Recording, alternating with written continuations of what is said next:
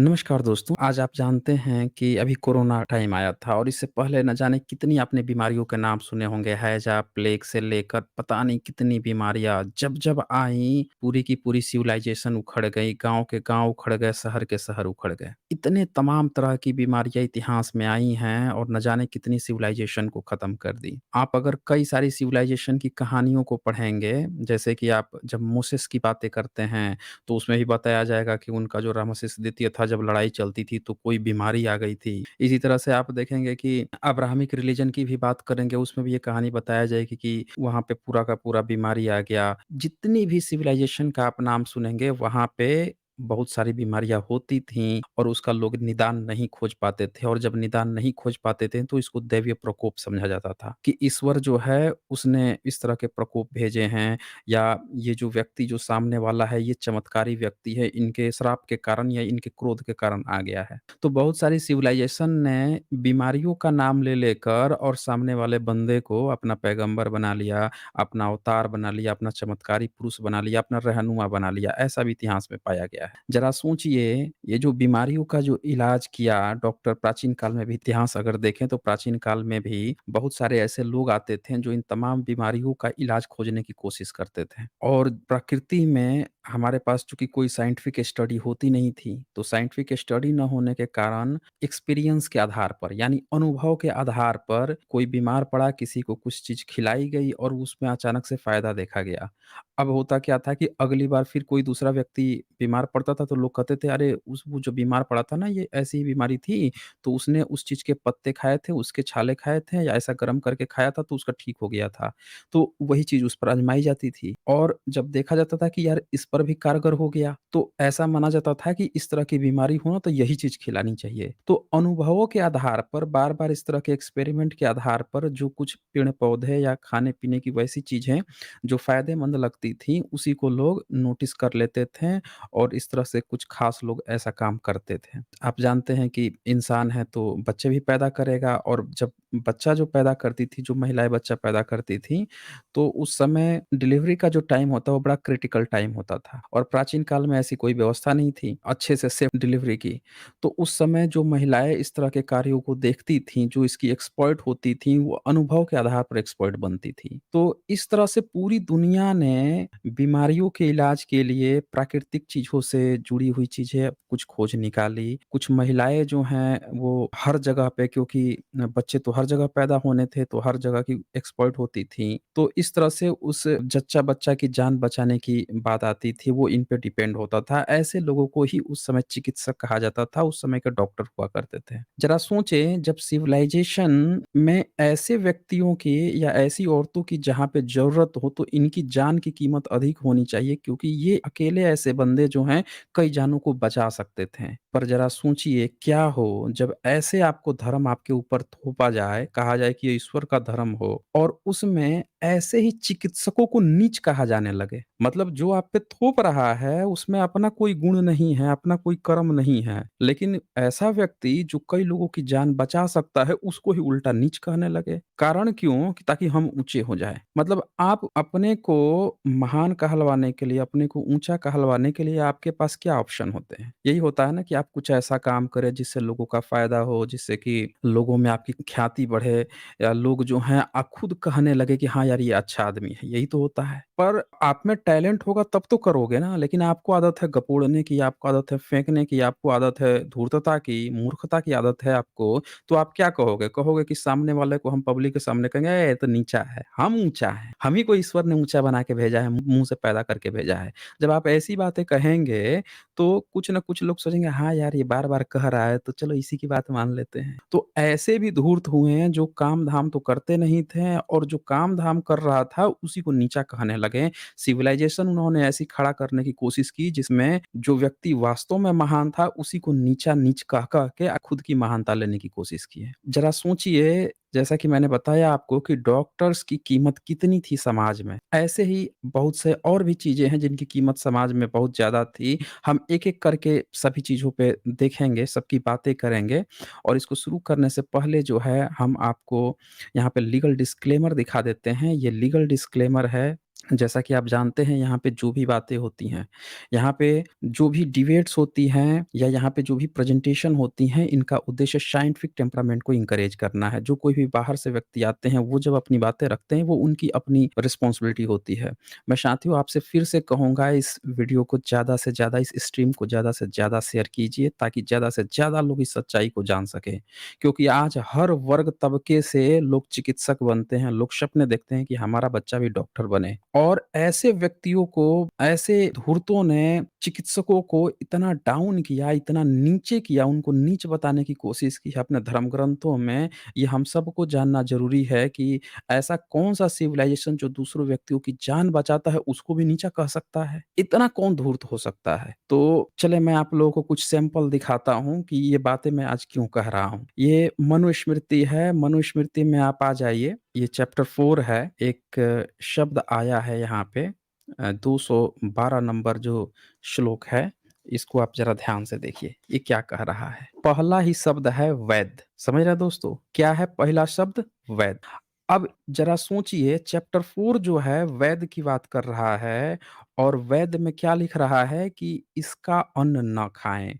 क्या कह रहा है? चैप्टर 4 क्या कह रहा है कि वैद का अन्न ना खाएँ। ज़रा सोचिए, उसके आगे और भी शब्द इस्तेमाल किया है मतलब कंपेयर भी किया है कि वैद जो है, वैद यानी जो चिकित्सा करेगा। आप अगर किसी को वैद में दिक्कत आ रही है समझने में, तो आप संस्कृत का ऊपर श्लोक लिखा है चिकित्सकस्य, यहाँ ऊपर लिखा हुआ है पढ़ लीजिए चिकित्सकस्य। ये क्या लिखता है? वैद्य का, व्याध का, क्रूर का, जूठन खाने वाले का। मतलब वैद्य जो है उसकी तुलना किससे कर रहा है? तो व्याध से, क्रूर से। क्रूर मतलब समझ रहे हैं ना? जो तानाशाह होते हैं, क्रूर होते हैं, आतंकी, जिसको आप कह सकते हैं कि बहुत क्रूर व्यक्ति है, बहुत धूर्त व्यक्ति है, उससे तुलना की जा रही है, क्रूर से तुलना की जा रही है। किसकी? चिकित्सक की, जो लोगों की जान बचाता है। आगे क्या लिखा जा रहा है? जूठन खाने वाले, भयंकर कर्म करने वाले का और शुद्धिका के लिए तैयार किया हुआ अन्न न खाएँ। यहाँ पे आप समझ सकते हैं वैद्य का अन्न न खाएँ।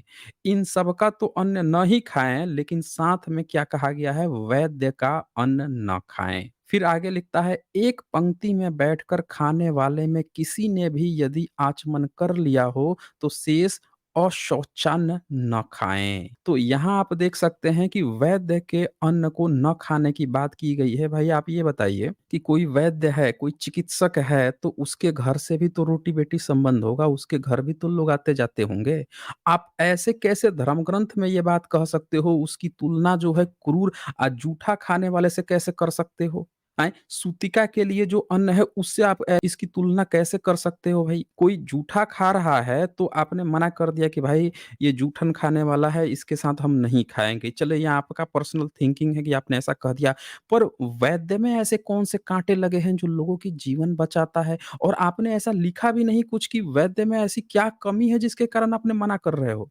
आपने सीधे-सीधे पूरे चिकित्सक कौम को ही टारगेट कर दिया कि पूरे चिकित्सक कौम के यहाँ ही अन्न ना खाएँ। या तो यहाँ आपने कंडीशन दी होती, एक कंडीशन दी होती, कंडीशन कुछ नहीं है, सीधे-सीधे आपने लिख दिया, तुलना कर दी कि वैद्य का जो अन्न है वो क्रूर लोगों का अन्न है, जूठन खाने वालों के अन्न के समान है, भयंकर कर्म करने वालों के समान है, सूतिका के लिए तैयार किया हुआ अन्न के समान है, व्याघ के समान है, ऐसा आपने कह के सीधे-सीधे धिक्कार दिया। ज़रा सोचिए आज की डेट में जो लोग वैद्य बन रहे हैं, क्या ये मनुस्मृति जो मनु को मानने वाले लोग हैं, ये भी वैद्य हैं, चिकित्सक हैं, डॉक्टर हैं आज की डेट में?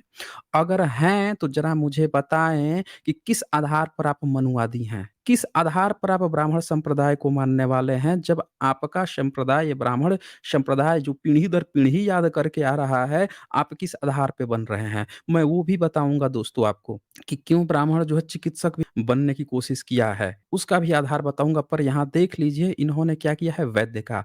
तो अब जो भी वैद्य था, जो भी चिकित्सक था, उसको इन लोगों ने क्या किया? बायकॉट कर दिया, सोशल बायकॉटिंग। मतलब सोशल बायकॉट करने का सामाजिक रूप से बहिष्कार कर देना। तो आप सोच लीजिए आप चले जाइए जो महिलाओं का जब अंग्रेज नहीं आए थे, हॉस्पिटल नहीं खुले थे, तब भारत में पहले तो बौद्धों के समय में आरोग्यालय होते थे। बुद्धिस्ट राजा जो हैं बहुत सारे आरोग्यालय बनाए थे। उसमें चिकित्सा होती थी। मैं दिखाऊँगा वो सारे भी सबूत दिखाऊँगा, पर पहले मैं यहाँ पे आप लोगों को ये बता दूँ कि हर गाँव में तब जब हॉस्पिटल नहीं होते थे, तो महिलाएँ जो हैं वो जाके बच्चों के डिलीवरी वगैरह कराती थी। उनको लोग महारिन कहते थे। और उनको नीची जात कहते हैं। आज भी उनको नीची जात कहते हैं, मतलब चिकित्सा जो कर रही थी, जो जच्चे-बच्चे की जान बचा रही थी, उसको नीची जात कह रहे थे और उसका सोशल बाइकटिंग इन्होंने किया है कि उसका अन्न ना खाएँ, उसको समाज से बहिष्कृत एक तरह से करने की बात यहाँ चल रही है। भई अन्न ही नहीं खाओगे यानी खान-पान आपने मना कर दिया, यही तो मतलब होगा ना इसका। अब ये एक श्लोक नहीं है, मैं आगे कुछ और इस बात की पुष्टि के लिए कुछ और श्लोक दिखाता हूँ। इसी चैप्टर 4 का 220 श्लोक नंबर देख लीजिए। इसमें फिर से क्या लिखता है, चिकित्सक का अन्न पीव, समझ रहे हैं? क्या लिखा है? पीव।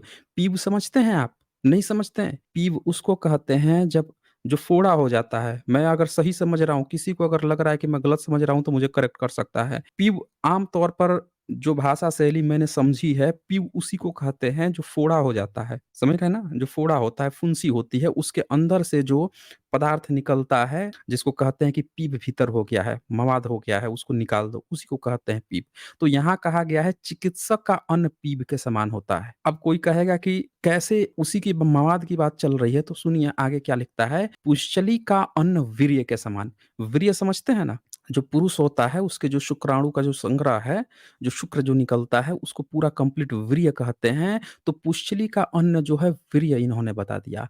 और सूद खाने वाले का अन्न विष्ठा के समान, जो सूद खाता है, चलो भाई सूद खा रहा है, तो क्या विष्ठा के यानी कि जितने भी जो बैंकर्स हैं, जो बैंक में हैं या जो बैंक चला रहे हैं, वो तो इंटरेस्ट ले रहे हैं ना, सूद तो ले ही रहे हैं, इंटरेस्ट तो है, हर चीज़ पे इंटरेस्ट है, लोन लेंगे इंटरेस्ट, तो उनका अन्न जो है विष्ठा के समान बताया गया है। फिर आगे लिखता है शस्त्र बेचने वाले का अन्न मल्ल के समान है।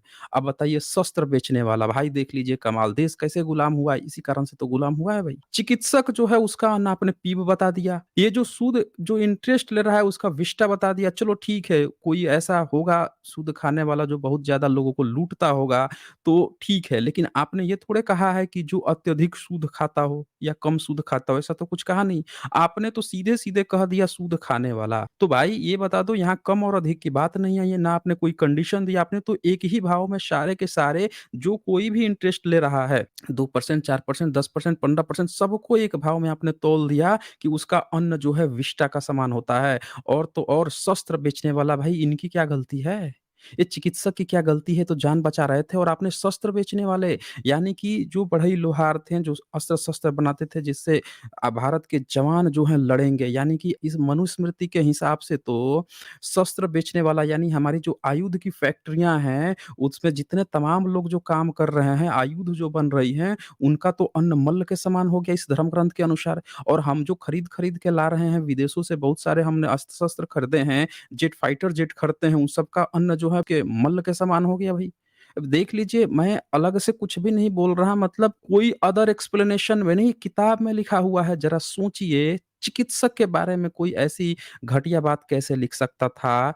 अन्य लोगों का तो मैं नहीं यहाँ पे फ़ोकस कर रहा हूँ क्योंकि यहाँ पे मेरा मेन फ़ोकस चिकित्सक का है। ऊपर देख लीजिए 218 में ये भी लिखा हुआ है कि राजा का अन्न तेज बढ़ाता है और शूद्र का ब्रह्म तेज को और सुनार का आयु को और चमार का अन्न यश को नष्ट करता है। मतलब आप देख लीजिए अगर राजा का अन्न खाइएगा तो आपका तेज नष्ट हो जाएगा, शूद्र का अन्न खाइएगा तो आपका ब्रह्म तेज नष्ट हो जाएगा, सुनार का अन्न खाइएगा तो आपकी आयु नष्ट हो जाएगी और चमार का अन्न खाइएगा आपका यश नष्ट हो जाएगा। यानी पूरी के पूरे यहाँ पे जो बात आई है चिकित्सक के अन्न पीप के समान, ये पूरा हर जाति को इन्होंने सोशल बायकॉट किया है। आप समझ सकते हैं किस तरह से इन लोगों ने गैर ब्राह्मण लोगों को नीच बनाया है। तमाम जो शूद्र जिसको ये कहते हैं ओबीसी पिछड़ी जाति या अति पिछड़ी सबको किस तरह से इन्होंने सोशल बायकॉट किया हुआ है। अब आप समझ गए होंगे कि रोटी-बेटी का संबंध क्यों नहीं बनता था। लोग एक-दूसरे के यहाँ अन्न क्यों नहीं खा रहे थे। क्यों हमारे जब जागृति हुई तो भारत के तमाम लीडर ने ये बात कही कि रोटी-बेटी का संबंध ब्राह्मण कभी नहीं आया। वो तो अपने धर्म ग्रंथ में लिख के बैठा है कि भैया इनके इनका खाओ मत, ये मवाद है, पीप है, मल है, विष्टा है, ऐसी-ऐसी बात कर रखा है। ज़रा सोचिए जिसके यहाँ से आपको शस्त्र खरीदना है लड़ने के लिए, अब आपने उसकी सोशल बाइकटिंग कर दी कि भैया ये इसके घर का तो अन्न ही उसके समान है, मल्ल के समान है, विष्टा के समान है, तो आप कहाँ से अस्त्र-शस्त्र लोगे उसके यहाँ से? उसको तो नीच बना दिया, लड़ाई कैसे जीतोगे? तो ये पूरा भारत को गुलाम बनाने के लिए इस तरह की किताबें ज़िम्मेवार रही हैं। आप देख सकते हैं ऐसी-ऐसी बातें। अच्छा, एक ये भी रहता ना कि चलो देश आज़ाद हो गया और इसको सब जला-वला के फेंक देते, हटा देते कि भाई हमारे पूर्वजों ने गलत काम किया था इसको। आज सोशल मीडिया में उतर के बोलते हैं मनुस्मृति में क्या खराबी है? मनुस्मृति में क्या खराबी है?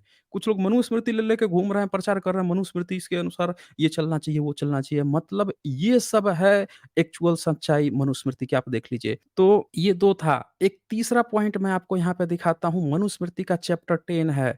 चैप्टर 10 का 87 नंबर श्लोक देखिए। चैप्टर 10 का 87 नंबर श्लोक में क्या कहता है, ये यहाँ पे ये फ़ोकस किया है कि अब मैं वो बात बताने जा रहा हूँ कि ब्राह्मण जो हैं क्यों चिकित्सा का काम करने की बात जो आई है।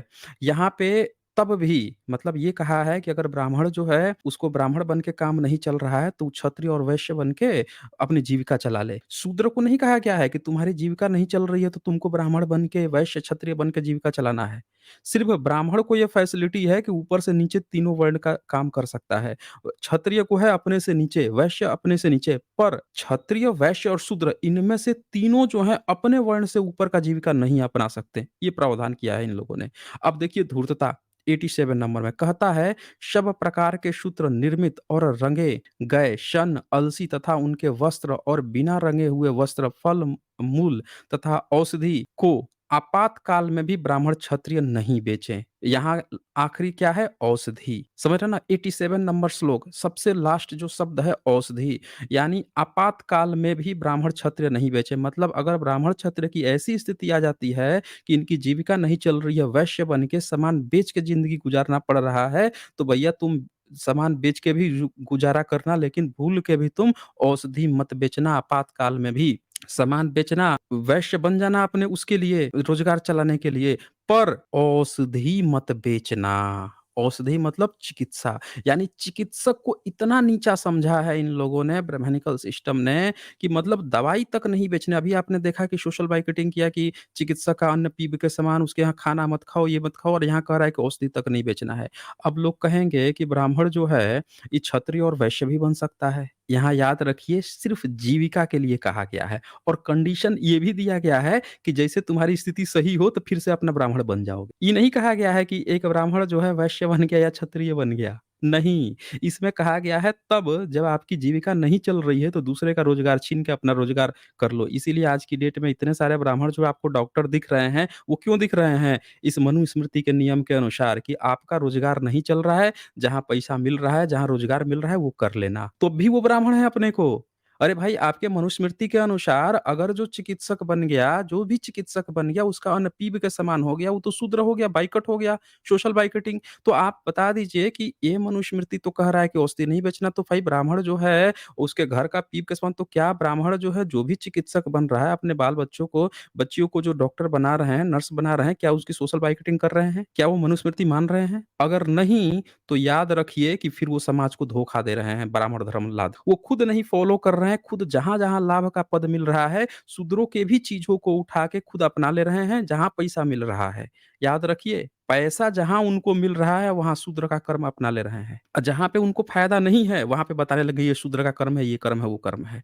मैं कह रहा हूँ कल को नाला साफ करने की कीमत आप लगा दीजिए, उसका दाम सबसे हाईएस्ट दाम रख दीजिए। राष्ट्रपति की जो जो सुप्रीम कोर्ट के जो जज की जो सैलरी होती है, उससे भी ज़्यादा कर दीजिए, डबल कर दीजिए। मैं कह रहा हूँ सारे ब्राह्मण नाला साफ करने को तैयार हो जाएँगे। आप एक बार उतना सैलरी करके तो देखिए। लोग कह रहे हैं ना कि नाला साफ करने नहीं आएगा, अरे सब साफ करेंगे। इनको केवल और केवल मनुस्मृति आप ध्यान से पढ़िए, इसमें पूरा का पूरा लोग समझ रहे हैं इसके धर्म का विषय ही नहीं है, ये पूरे के पूरे संसाधन हड़पने का विषय है। ये कोई धर्म नहीं है, ये पूरे के पूरे संसाधन हड़पने का। ये चैप्टर 10 मनुस्मृति का ये कहता है कि आप जो है एक ब्राह्मण जो है नहीं काम चल रहा है तो क्षत्रिय का बन के काम चला, फिर वैश्य का बन के काम चला। लेकिन ये कह रहा है कि शूद्र जो है, शूद्र नहीं कर सकता है। मतलब ये लोग लोग अपने फ़ायदे के लिए शूद्र और अपने से नीचे वर्ण के किसी भी जहाँ पैसा मलाईदार पोस्ट है उसको छीन सकते हैं, पर नीचे वाले को ऊपर नहीं उठने देना, यही ब्राह्मण संप्रदाय का मनुस्मृति है। पढ़ लीजिए चैप्टर 10 ध्यान से पढ़ लीजिए। अब ये एक बात हुई, मैं कुछ और सबूत दिखाता हूँ आपको। ये वशिष्ठ धर्म सूत्र चैप्टर 14 है, इसका 2 और 4 श्लोक देख लीजिए। इसमें जो दूसरा श्लोक है, ऊपर संस्कृत में देखिए, चिकित्सक लिखा हुआ है ऊपर, चिकित्सक। हिंदी में इसने क्या किया है, वैद्य को थोड़ा-सा यहाँ पे मिसप्रिंट कर दिया है, पीडीएफ सही नहीं है, वैद्य को वध लिख दिया है, यहाँ पे वैद्य होगा, वही बात जो वहाँ लिखी थी। ये ऊपर चिकित्सक से आप कन्फर्म कर लीजिए, यहाँ चिकित्सक लिखा हुआ है संस्कृत में। तो ये कहता है कि वैद्य, वैद्य, व्याघ, व्यभिचारिणी स्त्री। अब देखिए वैद्य यानी चिकित्सक की तुलना किससे कर रहा है? व्याघ से। व्यभिचारिणी स्त्री से कर रहा है, यानी वेश्या से कर रहा है।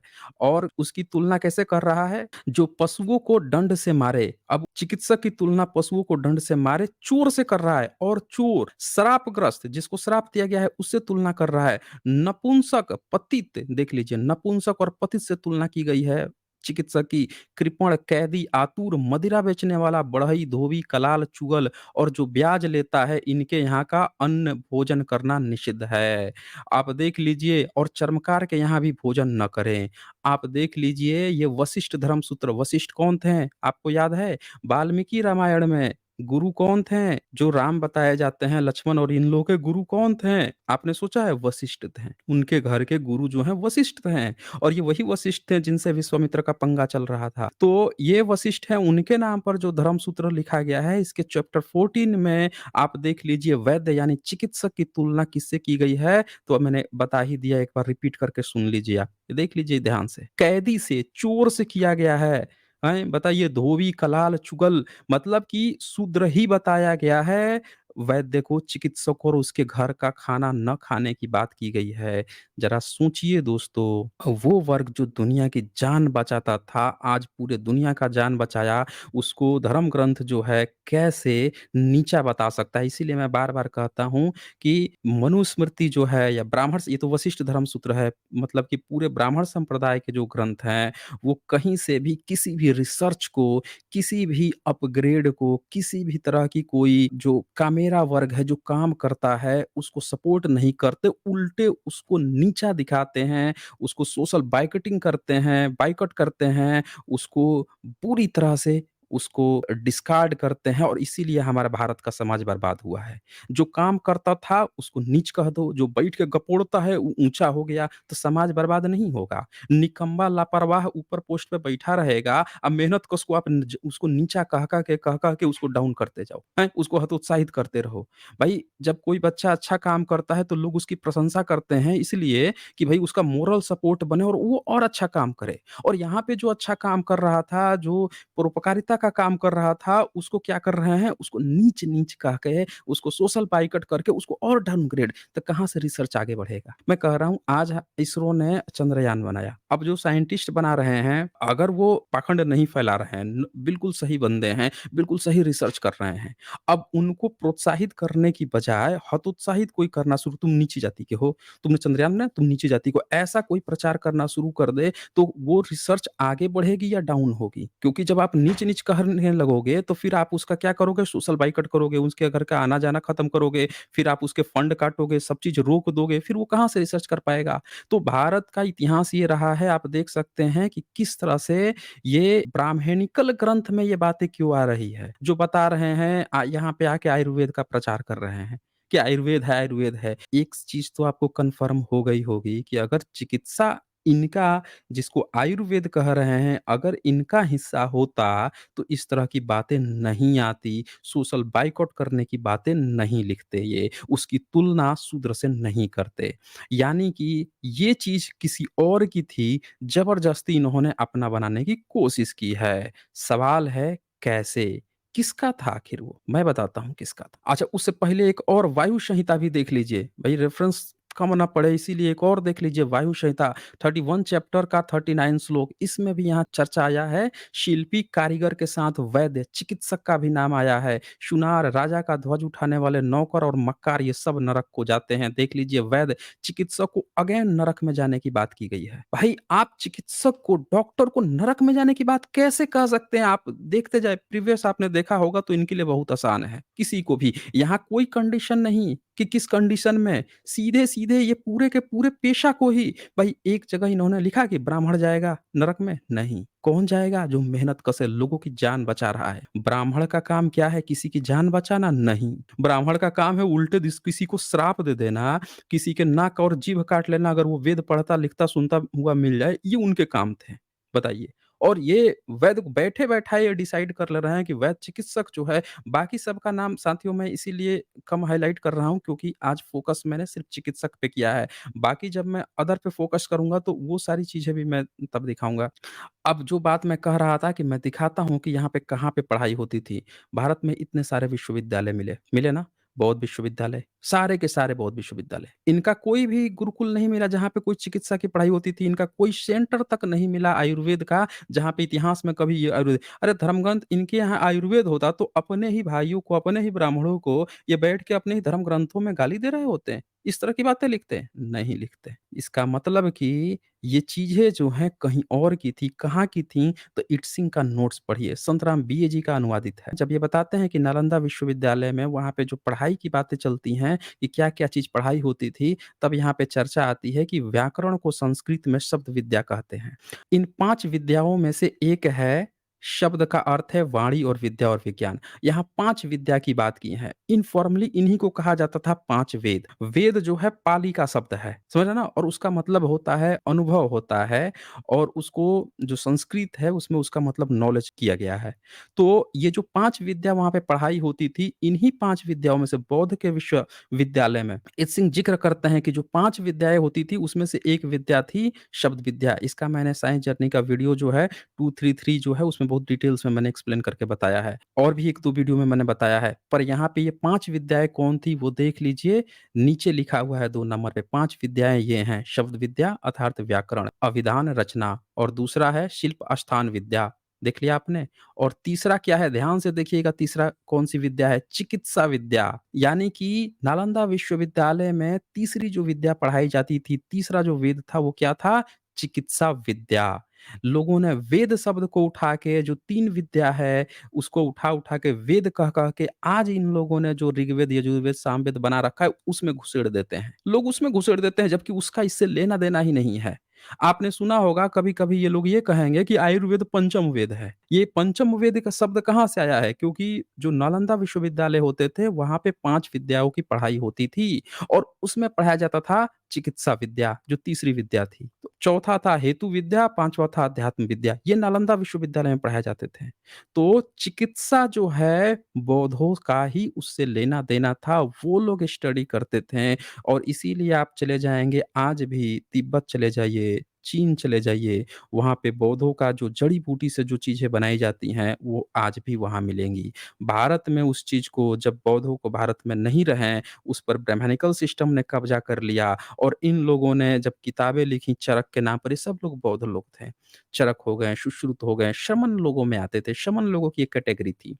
तो उन चीज़ों को इन्होंने इतने बुरे-बुरे श्लोक लिखे, इतने गंदे-गंदे श्लोक लिख दिए हैं कि कोई जो है, लिख रहे हैं कि कोई बीमार पड़ेगा तो कोई युवती से गले मिल जाए तो उसका बुखार ठीक होगा। मैंने दिखाया है कई सारे वीडियोज़ में। चरक संहिता और सुश्रुत संहिता में ऐसी-ऐसी बातें लिख के इन्होंने अश्लील, मैंने क्या कहा, जब कब्ज़ा करना हो किसी चीज़ को, उसको इतना बुरा दिखा दो कि लोग खुद से कह दें, "अरे यार! इतनी अश्लीलता है, ये बुद्धिज़्म का तो हो ही नहीं सकता। ये पक्का ब्राह्मणों का है ये।" तो इन्होंने बाद में वही किया उसको कब्ज़ा करने के लिए, और इसीलिए इनके धर्म ग्रंथों में कूट-कूट के चिकित्सकों को पहले इसलिए गाली दी गई क्योंकि चिकित्सक वास्तव में बौद्ध लोग होते थे। और आपने इसीलिए देखा कि जो चिकित्सक थे उनका सोशल बायकॉट कर रहे हैं, साथ में अन्य जातियों का, शिल्पकार का भी, क्योंकि शिल्पकार जो हैं वो भी बुद्धिज़्म का हिस्सा थे, बौद्ध लोग ही शिल्पियाँ बनाते थे, वो लोग ही मूर्तियाँ बनवाते थे, तो सबका बायकॉट हो रहा है, चिकित्सक का भी बायकॉट हो रहा है। अगर इनका अपना होता तो कभी बायकॉट नहीं करते। अगर इनके वेद का हिस्सा होता चिकित्सा तो ये उसका वेद विरोध करते? कभी नहीं करते। इन्होंने इसलिए विरोध किया क्योंकि ये पढ़ाइयाँ नालंदा विश्वविद्यालय में होती। तो अब बाद में जब इनके कब्ज़े में आया तो उन्होंने इसका वो किया। अब बात आती है कि ये लोग क्या क्लेम करते हैं, वो भी पॉइंट मैं दिखा देता हूँ। ये क्लेम करते हैं कि हमारे यहाँ तो धन्वंतरी वैद्य हुए हैं, पतंजलि हुए हैं, ये हुए हैं, वो हुए हैं। मैं आपको बता देता हूँ, बिल्कुल क्लियर कट बता देता हूँ कि ये जितने भी ये नाम लेते हैं, सब के सब बौद्धों के नाम लेते हैं और वो सारे के सारे बौद्ध भिक्षुओं के थे। ये देखिए आरोग्य विहार मिला है 5th सेंचुरी का, 4th और 5th सेंचुरी का। इन्होंने काल्पनिक कहानियाँ लिखकर बताया कि धन्वंतरी जो हैं वो चिकित्सक होते थे, आयुर्वेद के फाउंडर वही थे। इन्होंने ये बताया।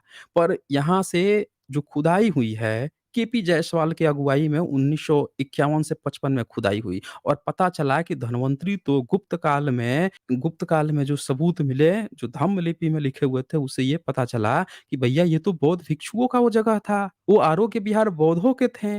ये देख लीजिए इंग्लिश में इंस्क्रिप्शन है, मैंने इसका हिंदी में भी ट्रांसलेट करने का प्रयास किया है, ताकि हिंदी भाषी अपने जितने भी साथी हैं, उनको समझने में दिक्कत ना हो। ये देखिए ये हिंदी में है, पढ़ लीजिए यहाँ पे।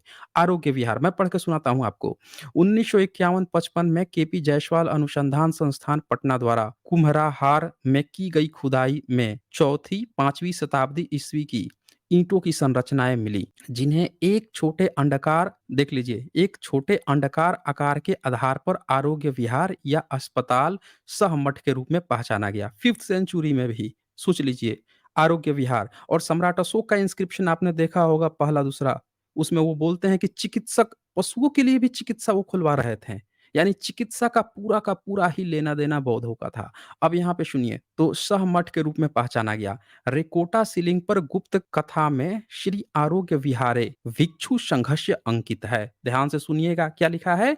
भिक्षु संघस्य अंकित है। किसका था? गुप्त काल में। ये गुप्त काल को क्या बताते हैं? हिंदू-हिंदू करते हैं। लेकिन गुप्त काल में नालंदा विश्वविद्यालय बौद्धों का, भिक्षु संघ आरोग्य हॉस्पिटल जो है वो भी बौद्धों का। अरे भैया तो गुप्त काल जब में ही सब चीज़ बन रहा है तो गुप्त काल कैसे हिंदू? अरे तुम्हारे लिए ब्राह्मण विश्वविद्यालय बना देता, ब्राह्मण हॉस्पिटल बना देता, ये सब भिक्षु संघ के लिए क्यों बनवा रहा है? तो यहाँ ध्यान से देख लीजिए यहाँ पे क्या लिखा हुआ मिला है, और ये मैं नहीं बोल रहा हूँ, जो बोर्ड है वहाँ पे आरोग्य विहार का वो लिखा हुआ है। और आरोग्य विहारे भिक्षु संघस्य अंकित है, ब्राह्मी लिपि, धम्म लिपि मतलब ब्राह्मी लिपि। ऐसा माना जाता है कि यह अस्पताल गुप्त काल के प्रसिद्ध चिकित्सक धन्वंतरी द्वारा चलाया गया था। आप ध्यान से सुनिए, यहाँ पे आया है धन्वंतरी। तो ये जो कहते हैं धन्वंतरी का सबूत मिला है, वो धन्वंतरी कहाँ पे? तो भिक्षु संघस्य अंकित है। यानी वो एक बौद्ध भिक्षु था, बौद्ध भिक्षु संघस्य के भीतर चिकित्सक धन्वंतरी थे, उनके द्वारा चलाया जाता था।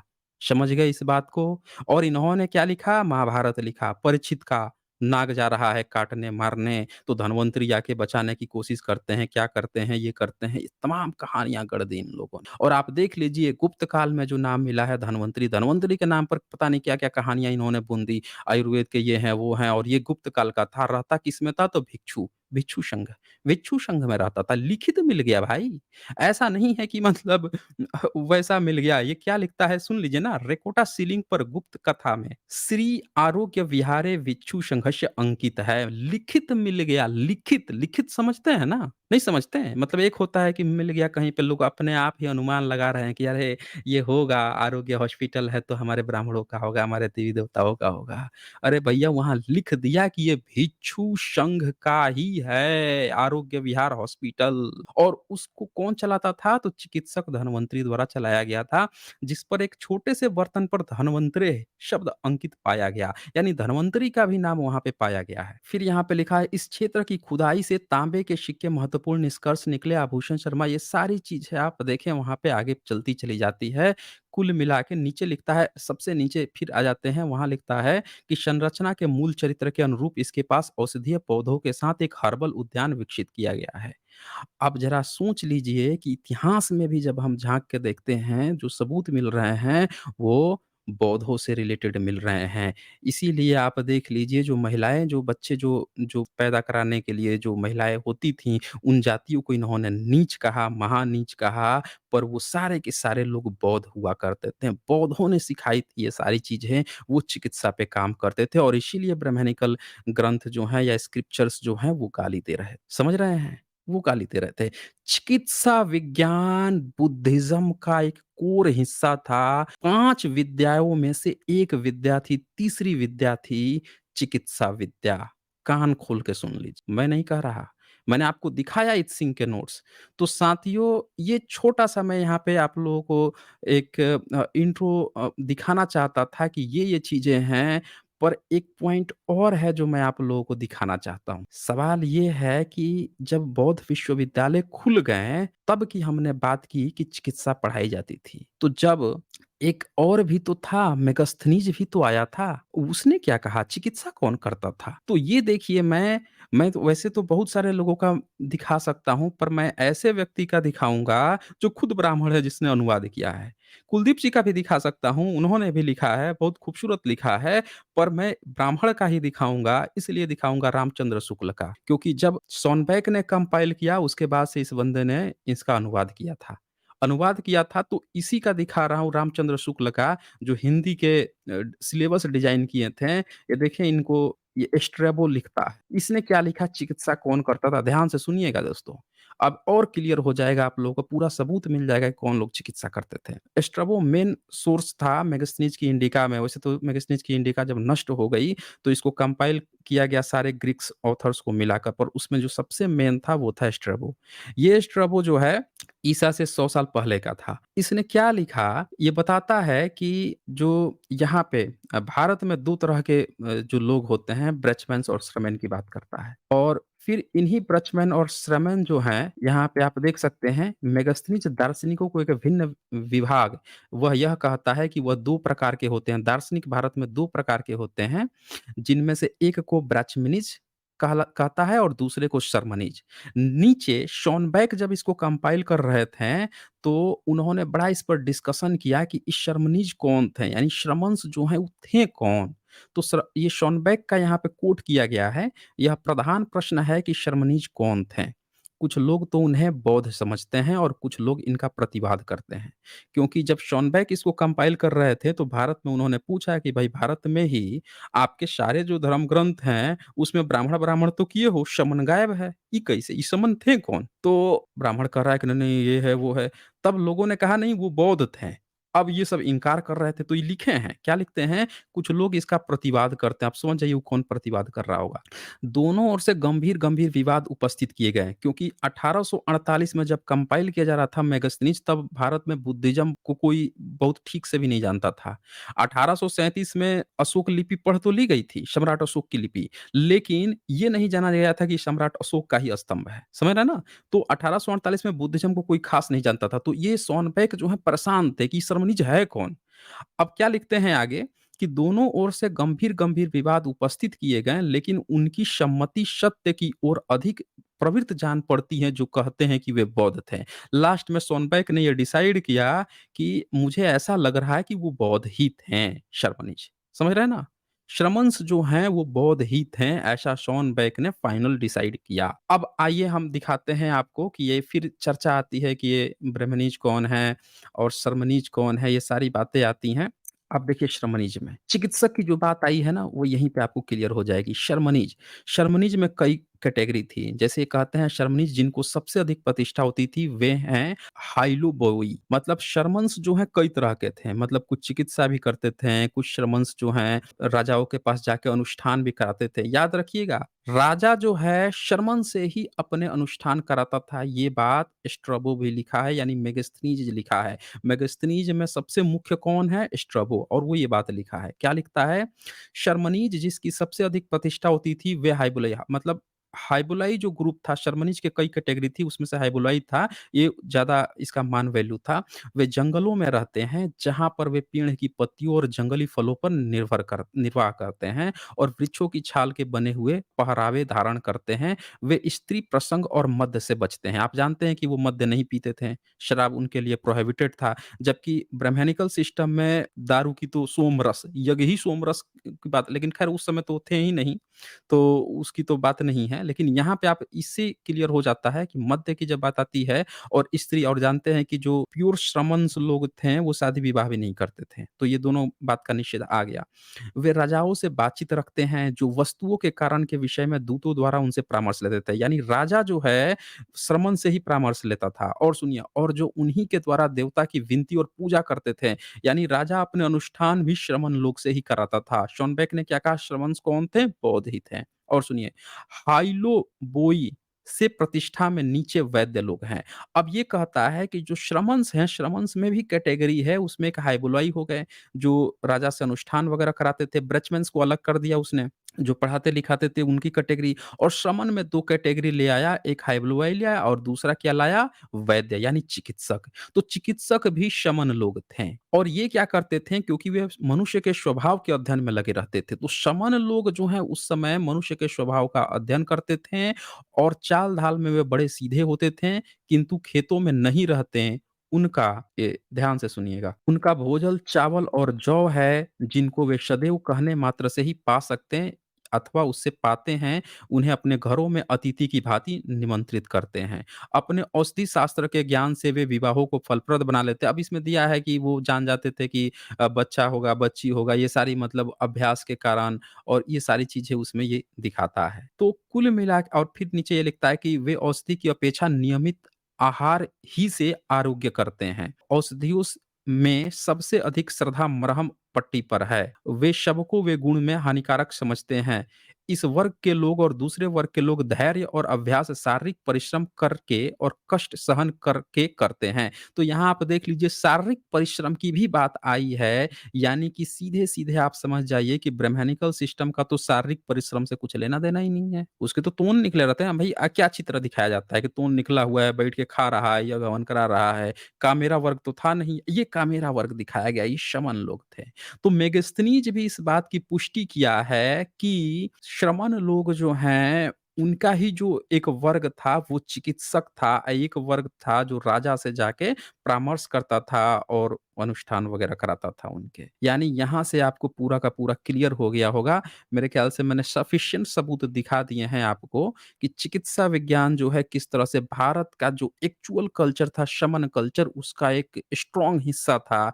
ब्राह्मणिकल सिस्टम ने बाद में शायद इसीलिए गाली-गलौज किया उसके साथ, उसको नीचा बायकॉट करने की कोशिश की, और फिर बाद में इधर जब देखा फ़ायदा है, तो उसको अपना भी लिया। अपना भी लिया, लेकिन फिर भी गाली दे रहा है। किसको? तो शूद्रों को, इनको, उनको, सबको गाली दे रहा है। जहाँ पैसे की बात आई, पकड़ लिया। अब जाके वो तमाम जो डॉक्टर हैं, भई उन लोगों को बताना चाहिए जो अपने को जनेऊ पहन के डॉक्टरी कर रहे हैं। जो लोग जनेऊ पहन के बता रहे हैं भगवान भरोसे जो ऑपरेशन कर रहे हैं, उनको आके एक बार अपना मनुवादी ये किताब पढ़ लेना चाहिए कि भैया वो गाली क्यों दे रहे थे? आपके मनु महाराज, आपके वायु संहिता, आपके वशिष्ठ धर्मसूत्र गाली क्यों दे रहे हैं? आप पूछ लेना चाहिए। तो चलें, मेरे ख्याल से आज का प्रेज़ेंटेशन पोर्शन काफ़ी है।